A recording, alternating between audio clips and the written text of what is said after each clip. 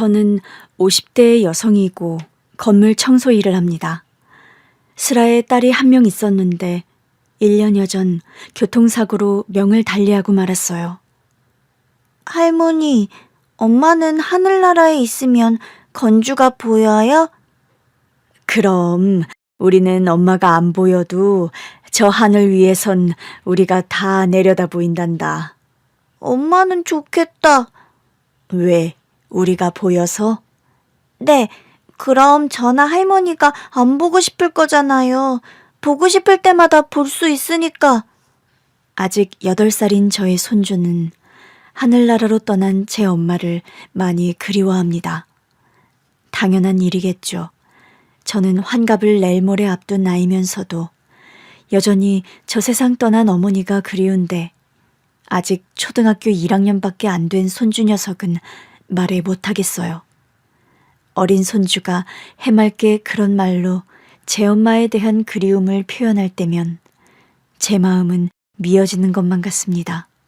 원래 딸이 명을 달리한 뒤 사위가 손주를 돌봤었는데 얼마 전에 갑자기 저에게 손주를 맡기러 왔더군요. 장모님, 당분간 건주 좀 봐주시겠어요? 처음 딸을 떠나보내고 난 뒤 휴직계를 써서 손주를 돌보던 사위였고 아직 휴직 기간이 끝나지 않았는데도 갑자기 손주를 맡기는 사위가 좀 의아하긴 했더랬죠. 자네 무슨 일 있어? 그냥 좀 어디 다녀올 것도 있고 제가 처리해야 할 일들이 있어서요. 뭔가 정확하게 이유를 얘기하지 않는 사위가 좀 서운했지만 남자 혼자서 아이를 돌보는 게 쉬운 일이 아니란 걸 알았기에 저는 당연히 승낙을 했더랍니다. 어차피 사위가 복직을 하면 제가 근처에 이사를 가서라도 손주 녀석을 돌봐야지 마음먹고 있던 참이기도 했고요. 사위는 딸과 사위가 함께 살던 집에서 딸의 일주기 제사를 지내고 난 다음 날 손주를 저희 집에 데리고 왔습니다. 딸의 제사를 지내는 내내 슬픔 가득한 사위의 얼굴을 보는 제 마음도 영 편치 않더군요. 저희 딸이요. 생전에 사위와 금슬이 무척 좋았어요. 딸과 사위는 결혼 전에 어디 궁합을 보러 가도 100년에 한 번 나올까 말까 한 찰떡궁합이라는 소리를 듣곤 했죠. 엄마, 저랑 이서방 완전 천생연분이래요. 그 소리가 그렇게 좋아? 그럼요, 엄마. 전 이서방 만난 일이 내 인생 최대 행운인걸요? 저희 딸은 사위를 만나고 나서 성격도 밝아지고 하는 일이 더 잘 풀리기도 했습니다. 딸은 인터넷 쇼핑몰 사업을 했는데 사위와 결혼하고 나서 사업도 더 잘 되는 편이었죠. 저희 집이나 사위네 집이나 가진 거 없는 집안이었지만 성품 착하고 성실한 딸과 사위가 가정을 일궈 서로 아껴주며 잘 사는 모습이 엄마 된 입장에서 참 좋았어요. 그런데 평생 홀몸으로 억척스레 키워낸 저의 금지옥엽딸이 어느 날 갑자기 교통사고로 명을 달리해버린 겁니다. 진경아, 안 돼. 정신 좀 차려봐. 병원 응급실에서 미친 사람처럼 울며 불며 소리치던 사위의 모습이 지금도 제 뇌리 속에 생생합니다. 온 식구가 반정신이 나간 상태에서 딸의 장례식을 치렀어요. 그리고 1년이 흐른 지금 저와 사위는 여전히 딸을 잃은 상실감에서 헤어나지 못하고 있습니다. 그런데요, 손주 녀석을 맡기고 사위가 어느 날부턴가 연락이 뚝 끊긴 겁니다. 원래는 손주를 맡긴 뒤로도 하루 한 번은 꼭 전화가 와서 손주의 안부를 묻곤 하던 사위였는데 어느 날부터인가 전화 연락이 없는 거예요. 처음엔 바쁜가 보다 하고 대수롭지 않게 넘겼는데 하루, 이틀, 사흘, 나흘, 일주일이 넘도록 연락이 안 되는 사위였습니다. 이렇게 경우 없이 연락을 끊을 사위가 아닌데 무슨 일일까 싶어서 저는 사위가 좋아하는 밑반찬 몇 가지를 만들어서 사위가 사는 집에 찾아갔더랍니다. 띵동. 현관벨을 눌렀는데 잠시 뒤 사위가 밖으로 헝클어진 머리에 추리닝 바람으로 나오더라고요. 일신에 아무 문제도 없이 집에 있으면서 일주일 넘게 연락을 끊은 사위가 괘씸하게 느껴지더군요. 저도 모르게 좀 뾰족한 목소리로 아니 이서방, 멀쩡하게 집에 있으면서 왜 휴대폰을 안 받아? 이서방? 새삼스레 뭘 되물어. 그럼 이서방 보고 이서방이라 하지 박서방이라 할까? 아들 맡겨놓고 자네는 아빠란 사람이 걱정도 안 되나? 저도 모르게 화가 나서 좀 역정을 내고 말았어요. 누구시죠? 저 아줌마 모르는데요. 사위의 대답을 듣고 저는 기함하고 말았더랍니다. 10년 가까이 제 얼굴을 보고 산 사위가 갑자기 저를 처음 본 사람처럼 안면몰수를 하니 기가 막혔어요. 자네 뭐 잘못 먹었나? 내가 뭐라고 한 소리 했다고 지금 이러는 거야? 저 진짜 아줌마 처음 보는데 누구세요? 되돌아오는 사위의 대답은 더 어이가 없었죠. 게다가 그런 말을 하는 사위의 표정이 정말 거짓 하나 없이 저를 처음 보는 사람의 생뚱맞은 표정인 겁니다. 순간 이게 대체 무슨 사달이지 싶은 생각이 들면서 덜컥 겁이 나더라고요. 아니 이서방, 정말 나를 모른다는 거야? 자네 대체 갑자기 왜 이러나? 저는 사위를 흔들며 채근했어요. 장난치는 거면 정도껏 해. 나를 모르다니 그게 무슨 소리야? 얼이 빠져버린 것 같은 표정의 사위와 한참 실랑이를 하려는데 그러고 한 5분쯤 흘렀을 때였던 것 같아요. 집안에서 웬 여자 한 명이 나오더라고요. 그리고요, 그 사위 뒤편으로 나오는 여자를 보는 순간 저는 완전히 이성을 잃고 말았습니다. 그리고 그 여자 뒤로 또 다른 여자 한 명이 따라 나왔고요. 아니, 당신은... 안녕하세요. 혹시... 이서방 장모 되는 사람입니다. 그러실 것 같았어요. 처음 뵙겠습니다. 수찬이 엄마 되는 사람이에요. 그런 말을 하면서 저에게 깍듯하게 인사를 하는 사부인이었어요. 사부인을 본 게 뭐 그리 기야말 노릇이냐고요? 제가 그렇게까지 놀라는 데는 다 이유가 있었습니다. 제가 알기론 사위의 친어머니는 사위가 아주 어렸을 때 돌아가셨다고 들었거든요.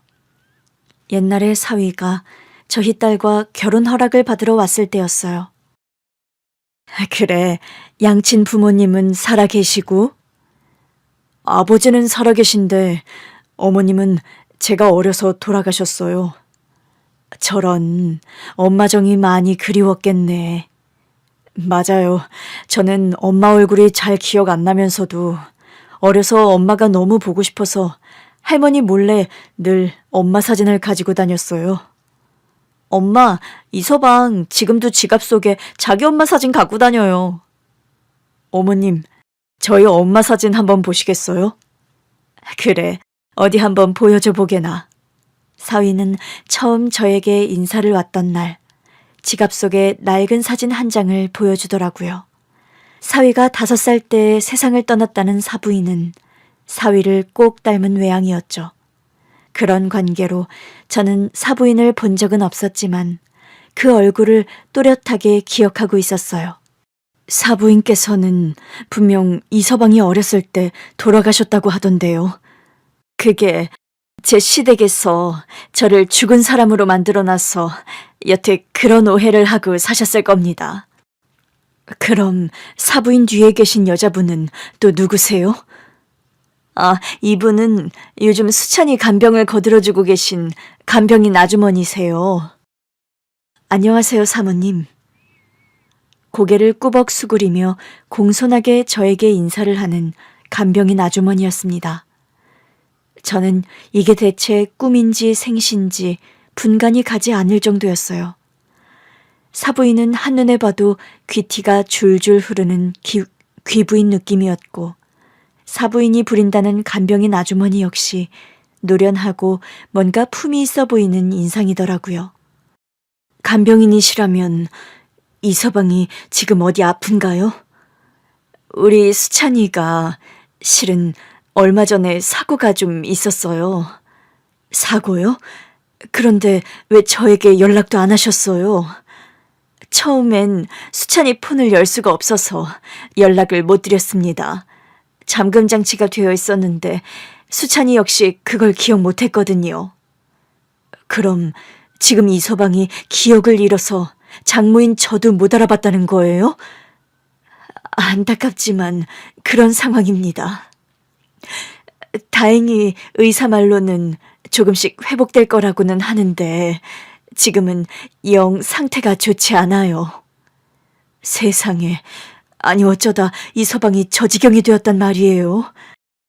며느라이가 세상을 떠났다 들었어요. 그 상실감을 극복 못하고 수찬이가 실은 해서는 안 되는 선택을 했고요. 뭐라고요? 제가 귀국한 지 사실 얼마 안 됩니다. 제 사연은 기니 말씀드릴 테지만 제가 여러 사정으로 오랫동안 한국 땅을 못 밟았어요. 그럼 여태 외국서 사셨단 겁니까? 네, 그렇답니다. 제가 동남아 쪽에서 사업을 주로 하다 보니까 한국에는 올 일도 없었고 우리 아들에게 죽은 사람으로 살다 보니까 뭔가 제대로 제가 기반 잡히기 전까지는 들어올 수가 없었어요. 그럼 최근에 귀국하셔서 이 서방을 만난 거세요? 사람 통해 저는 뒷조사를 해서라도 우리 수찬이 소식은 계속 꾸준히 들어 알고 있었어요. 그런데 며느라이가 명달리했고 수찬이가 힘들어한다는 소식 듣고 급하게 귀국했고요.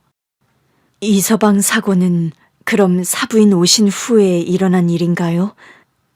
네, 제가 염치불구하고 아들 집에 와서 지냈는데 그 기간에 수찬이가 그런 선택을... 저희 사위가요, 먼저 떠난 제 딸을 못 잊고 해서는 안 될 시도를 했던 모양이더라고요. 제가 그날 새벽에 발견 못했으면 우리 수찬이 정말 며느라이 따라갈 뻔했습니다. 저는 그 말을 듣는 순간 너무나 억장이 무너져서 할 말을 잃고 말았어요.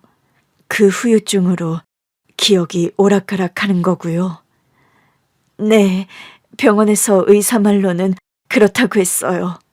후유증이 길게 갈 수도 있고 빨리 끝날 수도 있는데 길고 짧은 건 대봐야 한다고 하더군요. 생전에 저희 딸과 이 서방이 금술이 유달리 각별했답니다. 바늘과 실 같던 아이들이라 더 극복을 못하는 것 같아 마음이 미어지네요. 저도 몇십 년 만에 상봉한 아들이 이 지경이라 뭐라 드릴 말씀이 없습니다. 그때였어요. 현관 비번이 울리면서 손주 건주가 집 안으로 뛰어들어온 것은요. 그날 제가 사위 집에 들리는 날이라서 태권도 학원이 끝나고 아빠 집에 오라고 말해놓은 터라 손주가 아빠 집으로 달려들어온 거였죠. 할머니, 아빠 집에 계세요? 아빠? 그럼 네가 우리 손주 건주란 말이냐? 손주인 건주를 보는 순간 사부인의 표정이 놀람과 감동으로 굳어지는 것을 저는 보았더랍니다. 할머니, 아빠는 어디 계세요? 아빠는 지금 방에서 주무신다. 왜 계속 전화 안 받으셨대요? 그게 아빠가 좀 편찮으셨나 봐, 건주야. 할머니, 근데 이 할머니는 누구세요? 할머니 친구분이세요? 사부인을 보고 그런 질문을 하는 손주였어요.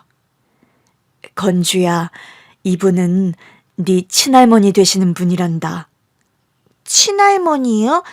건주한테는 외할머니밖에 없는데. 알 수 없다는 생뚱한 표정으로 사부인을 뚫어지게 보는 손주였어요. 세상에, 네가 우리 아들의 아들이란 말이니? 건주야. 아이고, 내 손주 건주. 그런 말을 하면서 오열하며 손주를 끌어안는 사부인이었습니다. 어쩜 이렇게 네 아빠 어렸을 때와 똑같이 생겼단 말이니? 이렇게 신기할 때가 있나? 그런 말을 하면서 손주 녀석을 이리 보고 저리 보는 사부인이었습니다. 그날 기적 같은 상봉을 한 사부인과 손주는 함께 저녁까지 먹고 시간을 보냈어요. 핏줄이란 게 뭔지 처음 만나는 사이인데도 스스럼 없이 금방 친해지는 손주와 사부인이었죠. 사부인은 직접 주방에 가더니 저녁 밥상을 뚝딱뚝딱 차려내더군요. 굴비를 굽고 불고기를 재우고 맛깔난 찌개까지 한 상 가득 내오는 사부인이었습니다. 외국 생활 오래 하셨다 하시면서 한식을 잘 만드시네요. 타지서 생활하다 보니 향수병에 걸려서 음식은 되려 더 한식을 부지런히 해먹게 되더라고요. 사부인이 차려준 밥상을 물리고 나서 손주 녀석은 사부인 무릎을 베고 골아떨어졌습니다. 식사 준비에 종일 건주랑 놀아주시느라 힘드셨죠? 솔직히 말씀드리면요. 저 오늘 하나도 힘든 걸 모르겠어요. 건주 보셔서 많이 좋으셨군요. 네, 저 이제 우리 수찬이 건강만 좋아지면 더 바랄 것이 없겠어요. 멀쩡하던 사람이 갑자기 저까지 못 알아보니 솔직히 걱정이 많이 되네요. 요즘 처방해준 약이 유달리 더 좀 사람을 몽롱하게 하는 것도 있는 것 같아요. 사부인 말 맞다나 저녁을 먹는 둥 마는 둥 하고 깊은 잠에 빠져버린 사위였습니다. 저는 이 서방이 저 지경이 된 줄도 모르고 연락이 안 된다고 타박만 했네요. 아휴, 안 좋은 선택하려다 미수에 그치고 혼수 상태에서 깨어난 뒤로 계속 기억이 오락가락해요. 병원서 의사는 정확히 뭐라던가요? 사고와 트라우마에 의한 해리성 기억장애라고요. 며느라이 떠나던 날의 충격과 상처도 영향을 미치는 것 같다고요. 부디 이 서방이 심신을 회복해야 할 텐데요.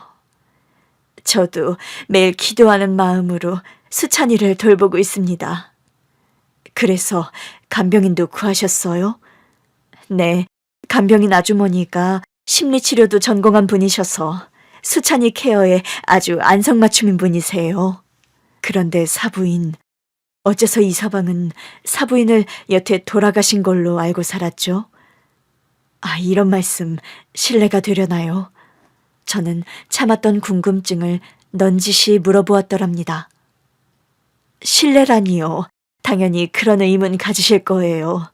안 그래도 건주 재우고 나서 제 지난 삶의 이야기들을 사부인께 찬찬히 말씀드리려고 했고요. 간병인 아주머니가 저와 사부인 앞으로 따뜻한 모과차를 가져다 주더라고요. 그 차를 마시며 과거 이야기를 털어놓는 사부인이었어요. 사부인이 지나온 인생사는 참으로 기구하고 기막힌 것이더군요. 우리 이렇게 사느니 차라리 이혼해요. 뭐? 당신이 뭔데 내게 그런 소리를 해? 한철 지날 때마다 딴 살림 차리는 당신 같은 남자와 나 더는 못 살아. 네가 못 살면 뭐 어쩔 건데? 당신과 이런 문제로 시시비비 따지는 것도 그만하겠어요. 나 그냥 조건 하나만 들어줘요. 조건? 그게 뭔지 드러나 보지.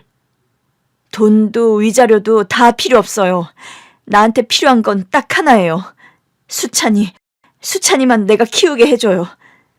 그때 안방문이 벌컥 열리더니 사위의 친할머니가 들이닥치더랍니다. 뭐?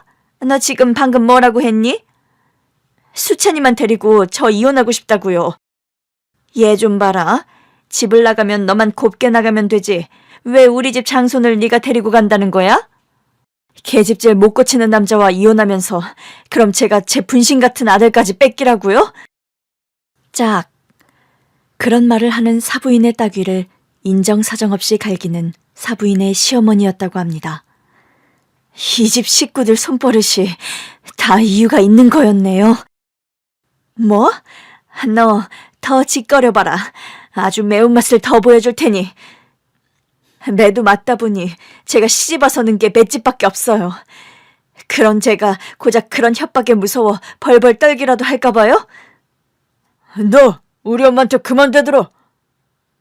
더 대들면 뭐 어쩔 거야. 나도 이 시집안 사람들과 더는 싸우기 싫어요. 그러니까 내 새끼 수찬이만 내놓으라고. 이놈의 옆은 내가 어디서 바락바락 소리를 질러? 당신이 그따위니까 나한테도 사랑 못 받는 줄이나 알아. 사랑? 당신 입에서 그 단어가 나오는 것 자체가 혐오스럽다. 이게 정말 듣자 하니까 어디 남편을 핫바지로 보나.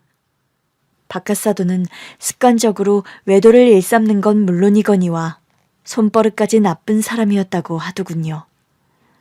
어머, 정순아, 너 얼굴이 왜 이 지경이니? 네 남편이 또 그런 거야? 그렇게 됐다.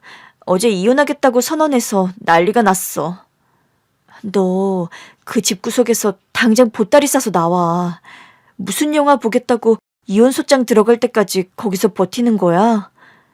다른 이유 하나 없이 우리 수찬이 데리고 나오려고 해서 그러지. 네 시어머니 보통 성격 아닌데 수찬이 호락호락 줄지 모르겠다. 나도 다른 거 하나도 안 겁나는데 그게 제일 걱정이야.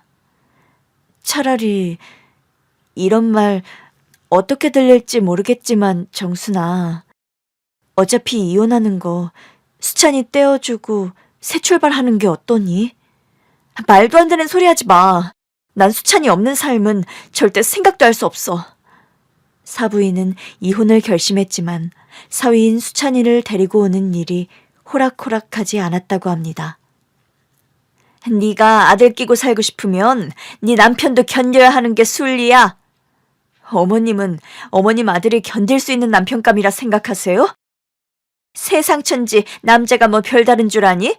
가진 거 없는 집안 딸내미가 우리 정도 집안에 시집 왔으면 평생 감사합니다 하며 살아도 모자를 파네 뭐? 어머님 아들 철마다 여자가 바뀌는 사람인데 새며느리 보시고 또 손주 보시면 되잖아요. 왜 그리 수찬이에게 집착하세요? 우리 집 핏줄이고 우리 집 씨니까 당연하지. 수찬이는 누가 뭐래도 이 시집안 7대 독자다. 그런 귀한 아이를 감히 너 따위가 데려가서 근본도 모르는 아비 만나 크게 놔둘성 싶으냐? 근본도 모르는 아비라뇨. 제가 어디 새 시집이라도 간다던가요? 그럼 너처럼 새파랗게 젊은 여자가 이혼한다 나서는데 평생 수절이라도 할 거라 내가 믿을성 싶어? 저 평생 재혼 같은 거 안 하겠습니다. 각서 쓰라면 쓰겠어요. 그러니 제발 수찬이만 제가 키우게 해주세요. 가소롭다. 내가 그런 가당치도 않은 말을 믿을 것 같아? 이혼을 하려거든 너 혼자 곱게 나가. 수찬이를 엄마 없는 아이로 키우시려고 그러세요? 네가 이혼하고 나가는 순간 넌 세상에 없는 사람으로 수찬이에게 말할 거다. 이혼해서 집 나간 어미보단 일찍 명달리한 어미가 100배 나으니까. 사부인의 시어머니는 결국 사부인이 이혼할 때에 사위인 수찬이의 양육권을 넘기지 않았다고 합니다. 정확히 말하면 누명을 씌워서 뺏어온 거나 다름없었죠. 웬만하면 양육권은 아이 엄마에게 주는데 어떻게 그런 일이. 당시만 해도 수찬이네 본가가 잘 살고 나름 지방에서 방귀 꽤나 끼는 집안이라 저를 술 없이 잠 못 들고 정신적으로 문제 있는 여자로 매도를 해버렸어요. 아니 어떡해요? 거짓말해도 정도가 있죠. 그때 수찬이 본가, 그러니까 당시 저희 시댁이 잘 살아서 집에 가정부 아주머니가 있었어요. 집에서 같이 생활하시는 입주 가정부 아주머니셨는데 그 아주머니 통해서 빈 술병들을 잔뜩 제 옷장에 숨겨두고 제가 맨날 술 마신다고 헛소문 지어내더라고요. 그런 식으로 애 못 키울 여자를 만들었군요. 아니 어찌 인두겁에 탈을 쓰고 그런 짓을. 돈으로 그 가정부를 매도해서 법정에서 완전히 거짓 증언을 시켰어요. 맨날 술을 잔뜩 먹고 잠든다. 수면제 없이 잠도 못 잔다. 수면제에 취해서 매일 해롱거린다는 되도 않는 말까지 지어내고요. 멀쩡한 사람을 나사빠진 사람 만들었다는 거잖아요. 내가 밤에 무슨 몽유병까지 있는 중증의 정신질환자를 만들어버리는 바람에 판사는 제게 양육권을 안 줬어요, 결국. 그렇게 이서방을 뺏기신 거라고요. 네, 아들 뺏기고 저 아주 제정신이 아니었어요.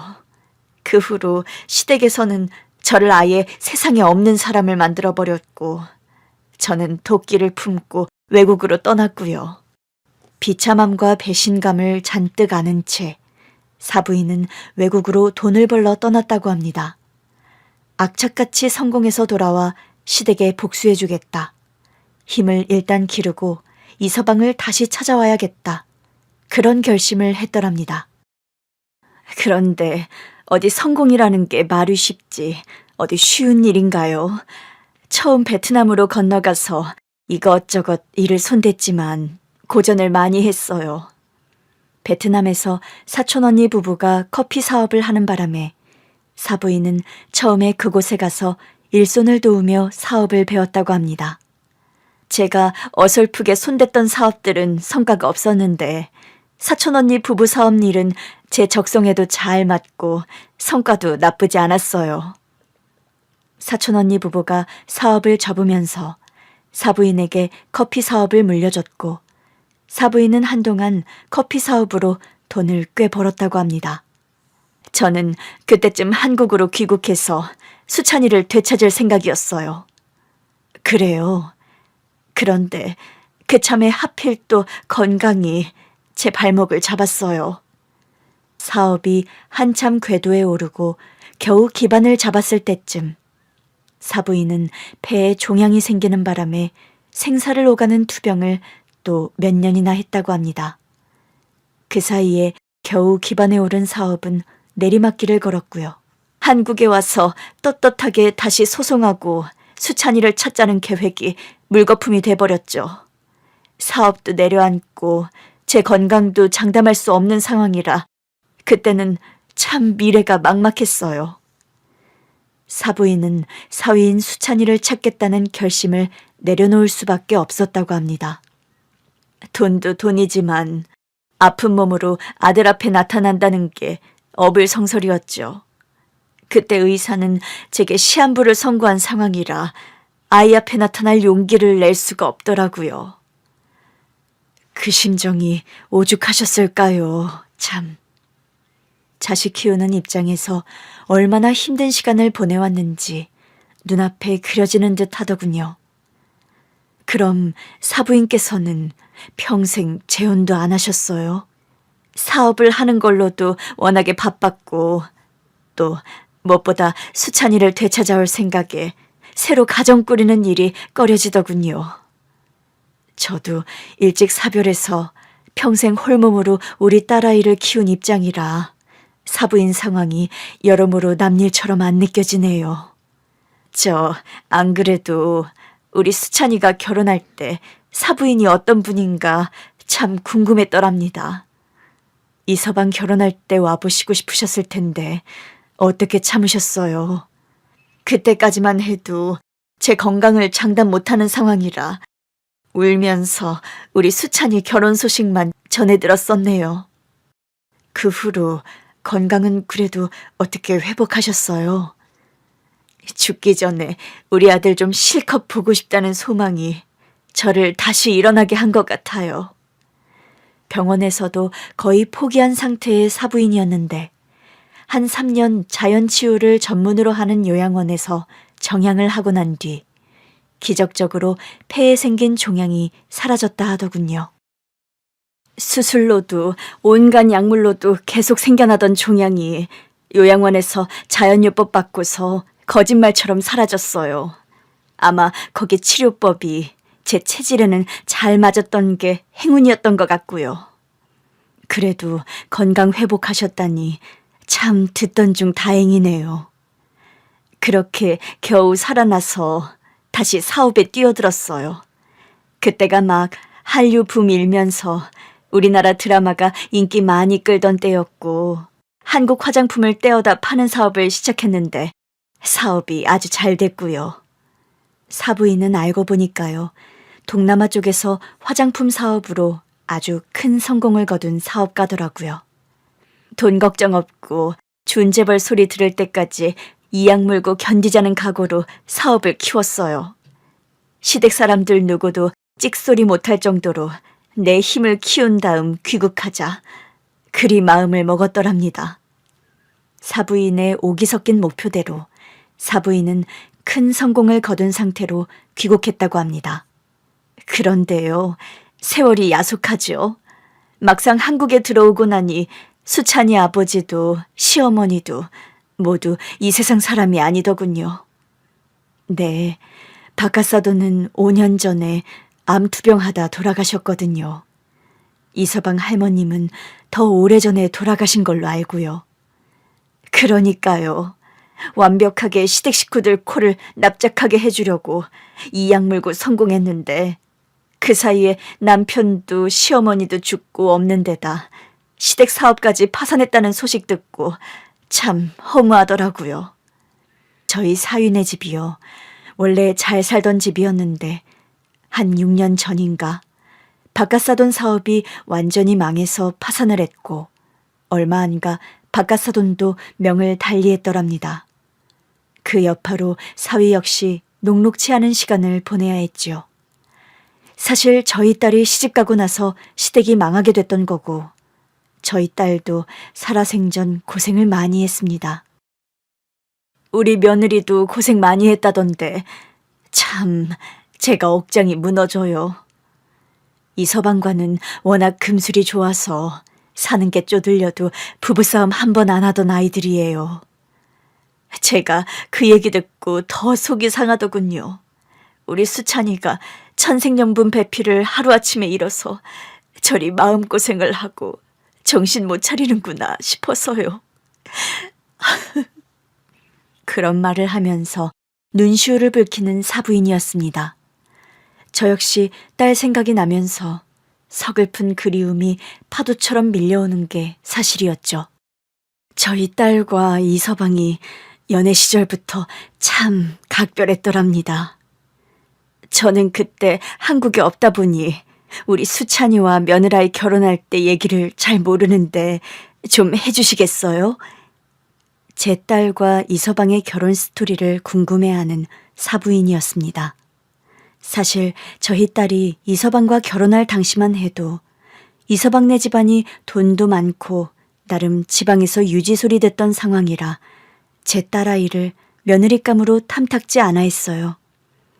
엄마, 시댁에서 제가 성에 안 차시나 봐요. 뭐? 그게 무슨 소리니?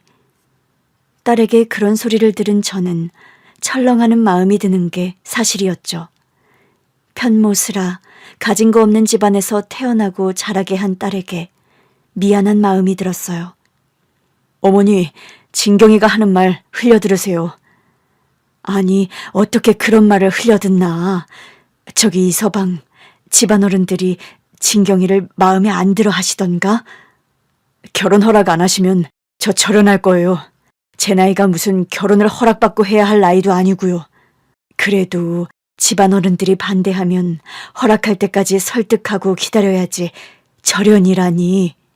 어머니, 제가 세상에서 제일 사랑하는 진경이를 받아들이지 않는다면 저는 그게 부모님이건 누구건 간에 절연 말고는 답이 없어요. 그래도 너무 그러지 말고 어른들을 일단 천천히 설득시키려고 하게나. 사위의 확고한 마음은 믿음직했지만 집안과 절연 운운하는 건 걱정되는 게 사실이었습니다. 그런 얘기를 전해들은 사부인의 표정이 일그러지더군요. 제가 옛날에 처음 시집갈 때도 그리 반대를 하더니 며느라이에게까지 그런 유세를 부렸군요. 참. 그래도 이서방의 강경한 태도 때문인지 결혼은 생각보다 순조롭게 진행이 됐어요. 당연하죠. 시대가 어느 때인데 자식 결혼 반대를 그런 식으로 하다니 참. 그런데 딸과 사위가 결혼하고 더 큰 문제는 얼마 되지 않아 사위 집안의 사업이 내려앉기 시작했다는 거였어요.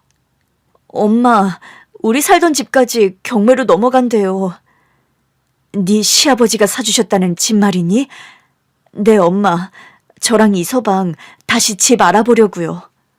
딸 부부는 신혼집으로 바깥 사돈이 구해줬던 넓은 아파트를 나와 비좁고 허름한 다세대 빌라로 이사를 해야 했어요. 그래도 본인들은 아직 젊고 건강하니 괜찮다며 절망하거나 하는 기색 하나 없던 딸 내외였습니다. 그런 와중에 손주가 태어난 거였고 사업이 파산한 뒤 얼마 안 돼서 명을 달리한 바깥 사돈이었죠. 전 며느리를 만나면 평생 손에 물 한 방울 안 묻히고 공주처럼 호강시켜주고 싶었어요. 그런데 그렇게 일찍 떠나버렸다니 너무 황망하고 슬프더군요. 저도 아직 우리 딸아이가 죽은 게 실감이 잘 안 납니다. 건주도 여전히 제 엄마를 많이 그리워하고요. 그래서 말인데요. 저 사부인께서 저희 집 근처로 이사 오시는 게 어떻겠어요? 이사요? 네. 지 처 잃고 저리 방황하는 수찬이를 생각해서라도 건주를 지 아빠인 수찬이 밑에서 키우는 게 나은데 또 수찬이는 외할머니 손길이 꼭 필요하고요. 그것도 나쁘지 않은 생각 같으네요. 그리고 이사 와달라고 제가 부탁드리는 거니까 사부인 지내실 집은 제가 마련할게요. 아니에요, 사부인. 저 살던 집 정리하고 그 수준에 맞게 집이야 다시 구하면 되죠. 제가 우리 수찬이 장가갈 때 해준 것도 없어놔서 뭐라도 해주고 싶어서 그래요. 수찬이가 사부인을 친어머니처럼 따른 것도 제가 다 알고 있고요. 사부인은 손주 녀석이 지낼 주요 공간이기도 하다면서 기어이 제가 지낼 새 집을 마련해 주시더군요.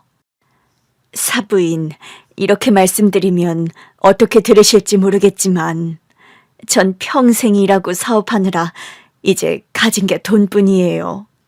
엄마 노릇 제대로 못하고 산 대가로 돈을 모은 거다 그리 생각하는데 이제 제가 가진 것으로 엄마 노릇 이런 식으로라도 하게 해주세요. 라고 말씀하시며 기어이 저에게 집을 선물해 주시는 사부인이었어요. 사위는 바깥 사돈 사업이 망하며 대신 지게 된 빚이 꽤 거금이었는데 그 역시 사부인께서 한 큐에 해결을 해줘버린 모양이더군요. 저와 사부인 그리고 간병인의 세심하고 극진한 케어를 받으며 사위도 나날이 건강 상태가 호전되었습니다.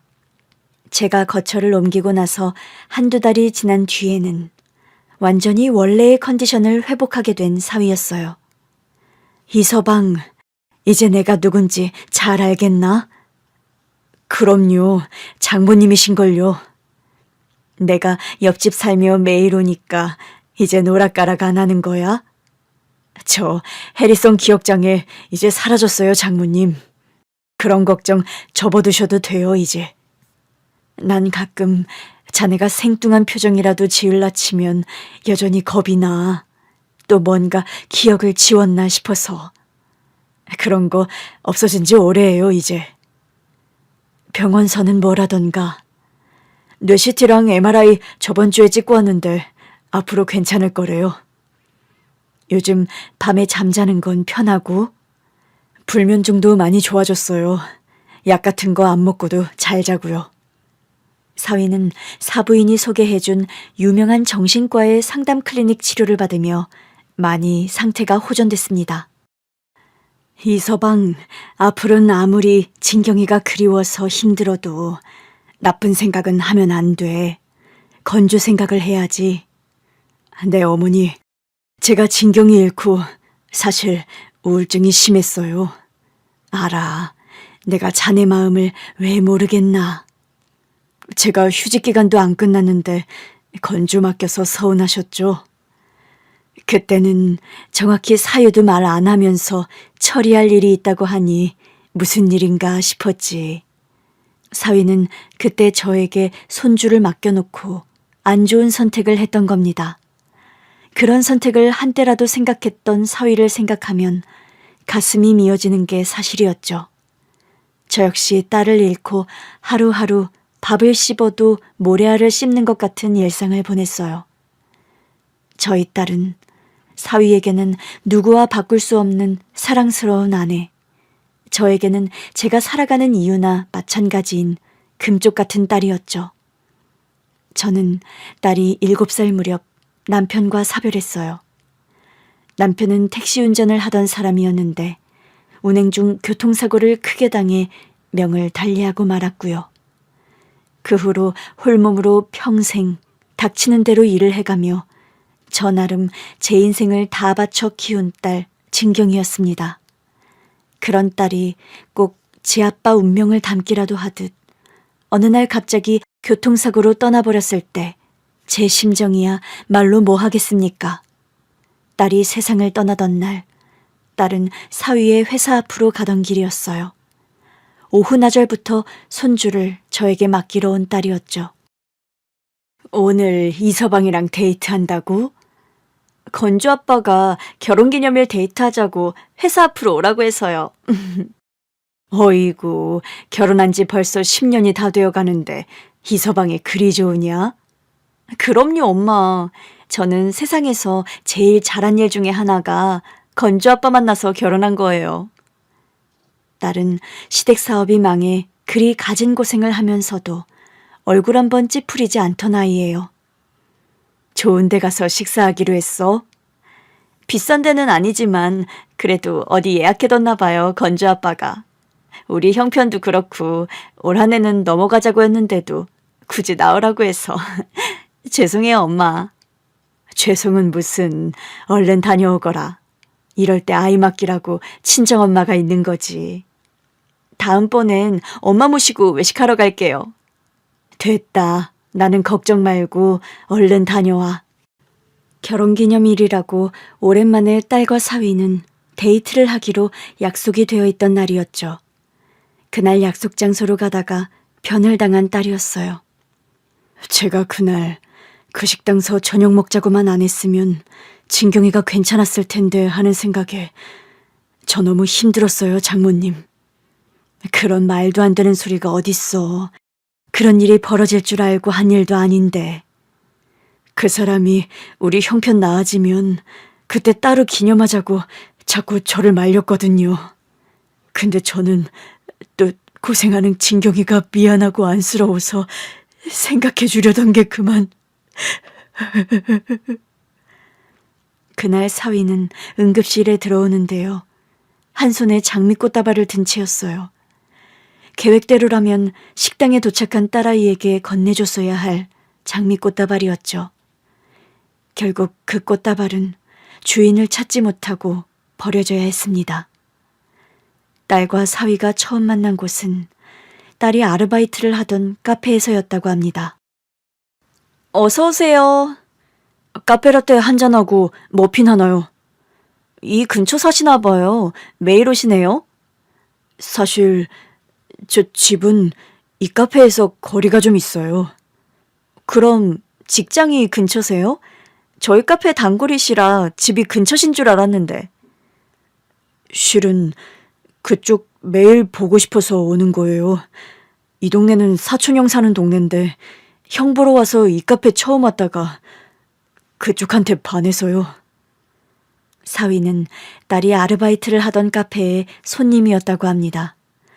첫눈에 제 딸에게 반한 사위는 사는 동네와 차로 40분 거리에 딸이 일하는 카페에 매일 출근 도장을 찍었더랍니다. 누가 먼저랄 것도 없이 자연스럽게 연애를 시작한 딸과 사위였고 몇 년의 연애 끝에 결혼에 꼴이 나게 된 거였죠. 결혼하고 나서도 부부싸움 한 번 없이 사이가 좋았던 딸과 사위였죠. 사위네 집안 사업이 망하고 경제적으로 고생하던 때에도 저는 크게 걱정하지 않았어요. 부부 금슬이 워낙 좋은 아이들이고 둘 다 나름 능력 있고 성실한데 젊은 애들이 앞으로 살아갈 방도 없을 바도 아니고 얼마든지 다시 일어설 수 있을 거란 낙관이 있었으니까요. 그런데 어느 날 갑자기 찾아온 딸의 죽음은 저와 사위에게 청천벽력 같은 일이었습니다. 사위의 상실감도 컸지만 저 역시 한동안 제대로 식사를 못할 정도였으니까요. 금쪽 같은 딸을 잃어버리셔서 얼마나 힘드셨어요, 사부인. 딸은 제가 사는 이유였는데 아마 우리 건주가 아니었다면 저도 온 정신을 붙들지 못했을 거예요. 혼자 되시고 평생 재혼도 안 하시고 며느라이 키우셨다면서요? 네, 여자 혼자 몸으로 가진 거 없이 키우다 보니 딸아이에게 좋은 옷, 좋은 음식 많이 못 먹이고 키운 게 여태 미안할 따름이죠. 그래도 며느라이가 좋은 대학 나와 직장도 번듯했었잖아요. 그거야 딸아이가 똑똑하고 성실했으니까요. 저는 평생 건물 청소하며 살아왔고요. 사부인, 그래서 말인데요. 이제 힘든 일은 좀 접으시는 게 어때요? 네? 이런 말씀 주제 넘을지 모르지만 이제 사부인 나이도 있으신데 너무 힘든 일 계속하시는 건 무리실 것 같아서요. 무리는요, 무슨. 제가 편안한 일 하며 먹고 사는 사람은 아닙니다만 세상 밥벌이 중에 쉬운 일이 어디 있겠습니까? 어차피 우리 건주도 계속 돌봐주셔야 하는데 일을 접고 건주를 저와 같이 돌보며 사시는 건 어떠세요? 제가 사부인 생활비 걱정 안 하게끔 조치해 드릴게요. 네? 그게 대체 무슨 말씀이세요? 제가 수찬이에게 엄마 노릇 못한 게 평생 한이랍니다. 그래서 지금이라도 못다한 엄마 노릇 하고 싶어요. 그런데 전 가진 게 그저 돈뿐이에요. 수찬이에게 시집와서 진경이가 고생도 많이 했는데 진경이에게 못해준 것들 사부인에게라도 갚고 싶어 그럽니다. 사부인은 저에게 집을 선물해 준 데 이어 제가 평생 생활비 걱정을 안 해도 될 정도의 거금을 쾌척해 주시는 겁니다. 너무 큰 액수의 금액이라 저는 처음에 거부를 했더랬죠. 제가 수찬이 장가갈 때 아무 도움을 못 줘서 그때 주려던 돈이에요. 며느리에게 원래는 주려던 돈인데 마음 아프지만 진경이는 세상에 없고 이제 이 돈은 사부인 것입니다. 저는 그래도 영 마음이 내키지 않아 거절했는데 우리 건주 돌보는데 많이 힘드실 텐데 그 용돈이라 생각해 주세요. 간곡하게 부탁하는 사부인이었습니다. 사부인이요, 재력이 남다른 사람이더라고요. 베트남에서 커피 사업하며 모은 종잣돈으로 동남아 일대에서 한국 화장품을 내다 팔기 시작한 1세대 사업가라 하더군요. 업계에서는 사부인을 모르는 사람이 없을 정도로 굉장히 성공한 사업가였습니다. 인생이라는 게 참 알 수가 없고 뜻대로 안 되네요. 제가 도끼 품고 사업에 매진한 건 절 그런 식으로 내쫓은 시댁에 복수하려는 마음도 컸는데 제가 막상 힘을 가지고 보니 저를 힘들게 했던 사람들은 다 사업도 망하고 세상을 떠나서 이 세상 사람도 아닌 거예요. 그래도 쉽지 않은 인생이었을 텐데 대단하십니다, 사부인도요. 지금이라도 아들이랑 같이 얼굴 보고 살게 돼서 다행이지요. 뭐라도 도움 줄 수 있는 엄마로 제가 자리 잡은 것도 다행이고요. 사부인 덕에 저 역시 돈 걱정 안 하고 살고 이 서방도 빚이니 뭐니 다 청산했다면서요. 지아버지 사업 실패 때문에 진 빚인데 제가 당연히 해결해줘야죠. 회사 생활이 영 적성이 맞아 하질 않아서 제가 하던 사업 이어볼 생각 없냐고 물어봤더니 그리하겠다고 하더군요. 사부인이 귀국한 후로 이 서방이 사부인의 사업을 이어받아 꾸려가게 되었어요. 이 서방, 화장품 사업 일은 할만해? 회사 다니는 것보다 솔직히 100배는 나은 것 같아요. 다행이네, 그래. 자네가 사부인 닮아서 사업가 피가 흐르나 보네. 지금처럼 형편 풀리고 잘 살게 됐을 때 진경이가 우리 곁에 있었으면 얼마나 좋을까 그런 생각이 들어요. 그러게 말이야. 그래도 진경이가 저 하늘 위에서 자네가 어머니 만나 사업도 이어받고 잘 사는 거 보면 마음을 많이 놓을 것 같아. 그러게요. 나중에라도 진경이 만나게 됐을 때 부끄럽지 않게 열심히 살려고요. 그런 결심을 하게 되기까지 사위가 얼마나 모진 역경을 거쳐왔는지 알기에 저 역시 눈가가 시큰해지더라고요. 딸의 이주기 제사는 사부인까지 합세해서 온 식구가 새로 이사한 집에서 지내게 되었어요. 제수 음식을 나서서 준비하려는 사부인이었습니다. 사돈은 쉬세요. 제가 제수 음식 준비 잘해요. 그래도 어떻게 제가 쉬나요? 저희 딸아이 제사인거려. 저와 사부인이 합세해서 함께 제수 음식을 만들었어요. 딸이 떠난 날이 하필이면 딸과 사위의 결혼기념일이라서 사위는 기일날마다 장미꽃 한 다발을 딸의 제사상에 바칩니다. 그런 사위 모습을 볼 때마다 장모인 제 입장에서도 참 마음이 먹먹해지는 게 사실이죠. 이번에도 장미꽃을 사왔어.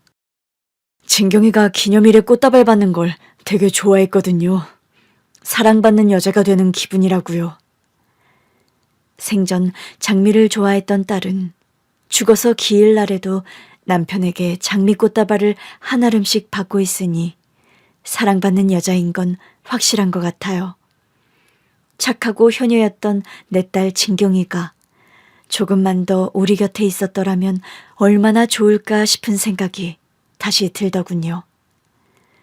제수 음식을 준비하며 문득 그런 말을 하는 사부인이었어요. 저는 수찬이를 키우진 못했지만 늘 그런 걱정이 마음 한켠에 있었어요. 무슨 걱정이요? 수찬이가 지아버지를 닮아서 나중에 가정에 충실하지 못한 남자로 크면 어쩌나 그 걱정을 많이 했어요.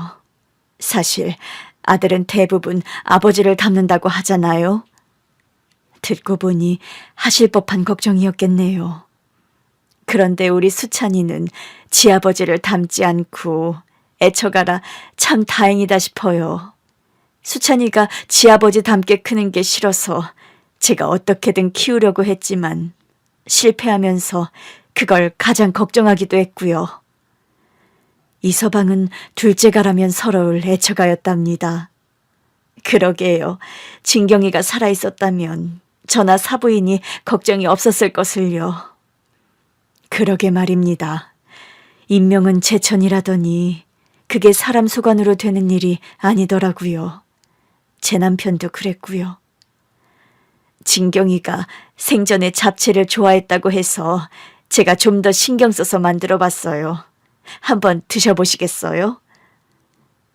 간이 딱 맞고 맛이 좋으네요. 며느리 생일상 차려주는 시어머니 되는 게 제 꿈이었는데 며느리 제사상을 차리고 있네요. 그런 말을 하며 쓸쓸하게 웃는 사부인이었습니다. 딸 진경이가 살아있더라면 참 사랑받는 며느리로 부러울 것 없이 살았을 텐데 하는 마음이 들면서 눈가가 시큰해지는 게 사실이었죠. 그래도 제 딸이 죽어서도 여전히 사랑받는 아내, 대접받는 며느리인 게 다행이란 생각도 들었어요. 딸은 살아생전 첫 월급을 받던 날 봉투째 저에게 내밀며 그런 말을 했더랍니다. 엄마, 이게 제 첫 월급이에요. 앞으로 제가 엄마 호강 많이 시켜드릴게요. 그런 약속을 했던 제 딸이 지금 내 곁에 없다는 게 참 마음이 아픕니다. 딸아이의 검고 깊은 눈망울을 쏙 빼닮은 손주 건주가 제 곁에 있다는 게 그래도 위안이 되곤 해요. 손주 녀석의 눈을 빤히 보고 있노라면 딸아이와 눈맞춤 하던 때가 불현듯 떠오르곤 하거든요. 진경아, 지금 너 있는 곳은 지낼만 하니? 소식을 들을 수도 없고 가볼 수도 없는 곳이라서 엄마는 지금도 네 생각만 하면 늘 애가 탄다. 이서방은 여전히 너를 많이 그리워한단다. 결혼기념일날 네가 떠났다고 오늘도 네가 좋아하는 장미꽃다발을 한 다발 사왔구나. 사정 모르는 사람들은 제삿날 무슨 장미꽃다발이냐고 손사래들을 치겠지만 엄마는 이서방의 진심을 아니 타박 같은 건 당연히 안 해. 저 높은 곳에서 우리 사는 모습 다 보이니? 이서방이 한동안 네 빈자리를 견디지 못해 많이 방황했는데 그래도 이제는 건주 돌보며 씩씩하게 살아나가니 다행이야. 진경아, 너도 이서방이 행복하게 사는 게 좋지? 넌 그럴 아이라는 걸 엄마는 잘 알아. 돌아가신 줄 알았던 네 시어머니는 살아계시던 분이었고 대단한 성공을 거두신 분이라 이서방이나 나나 이제 돈 걱정 없이 편하게 산단다. 건주를 돌보는 일도 더 수월해진 게 사실이구나. 딱 하나 우리 곁에 부족한 건 진경이 너의 존재란다. 여전히 매일매일 보고 싶은 우리 딸이지만 엄마 이제는 그만 울도록 할게. 하루하루 웃으며 열심히 건주 돌보고 건주가 엄마 빈자리 안 느껴지도록 최선을 다해 키우마. 그러니 먼 곳에서 이제 건주 걱정일랑 접어두고 좀 편히 쉬렴. 이서방도 엄마와 사부인이 가까운 곳에서 밥도 차려주고 돌봐주니까 걱정 덜어놓으렴. 다음 생에도 또 엄마 딸로 태어나다오. 그때는 먼저 떠나지 말고 오래오래 우리 행복하게 모녀로 살자. 그립고 사랑한다, 진경아. 여러분 가슴속에 그리운 누군가도 어디선가 늘 평안하고 행복하시길 기원합니다. 감사합니다.